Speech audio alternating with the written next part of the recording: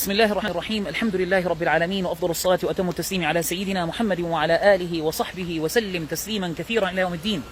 وبعد، حياكم الله تعالى من قلب مزرعة الفقير، مزرعة سيدنا سلمان الفارسي،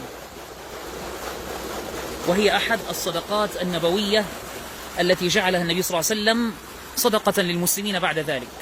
انظروا معي، وهذه المزرعة الكريمة العظيمة التي تشرفت بأن النبي صلى الله عليه وسلم زرع فيها 300 نخلة أثمرت من عامها، وذلك في عتق سيدنا سلمان الفارسي ومكاتبته من صاحبه اليهودي الذي اشترط أن تدفع هذه الأموال وأن يدفع معها 20 أوقية ذهبا، يعني 20 دينارا ذهبيا. ونحن الآن نسير مع أحد القنوات في هذه المزرعة، وانظروا معي إلى هذا الحائط في آخرها. هذه من أعظم المزارع، وكان سيدنا سلمان رقيقا يعمل فيها، وسمع على نخلة، سمع يهوديين يتحدثان أن من يقول عن نفسه أنه نبي آخر الزمان قد هاجر إلى المدينة، وهو كذلك صلى الله عليه وسلم. فأراد سيدنا سلمان أن يختبر بما عنده من علم، وهو الباحث عن الحقيقة والمتنقل بين من كانوا على اليهودية والنصرانية، حتى دلوه على القدوم إلى المدينة المنورة، لكنه في الطريق وقع أسيرا ودخل بعد ذلك في العبودية، استعبد. فذهب إلى النبي صلى الله عليه وسلم يوما فقرب إليه طبقا من تمر وقال هذه صدقة، فوضعه النبي صلى الله عليه وسلم بين الصحابة ولم يأكل منه. ثم في اليوم الثاني قال هذه هدية، فأكل النبي صلى الله عليه وسلم منه وأكل معه الصحابة، وجعل يدور بعد ذلك حول النبي صلى الله عليه وسلم، فكشف النبي صلى الله عليه وسلم إزاره فرأى خاتم النبوة بين كتفيه، فأقبل عليه يقبله وأسلم.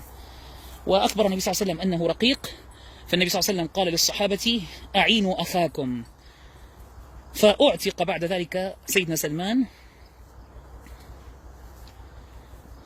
كشف رداءه الشريف صلى الله عليه وسلم فرأى خاتم النبوة بين كتفيه. أعتذر. وهنا انظروا معي إلى هذه المزرعة،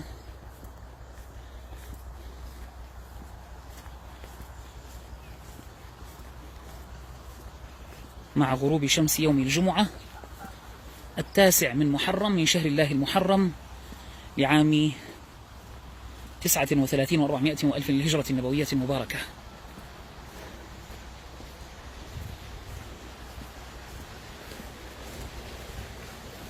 بسم الله،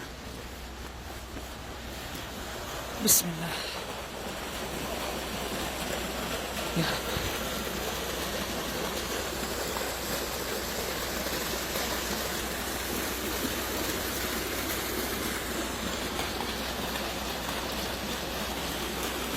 كما ترون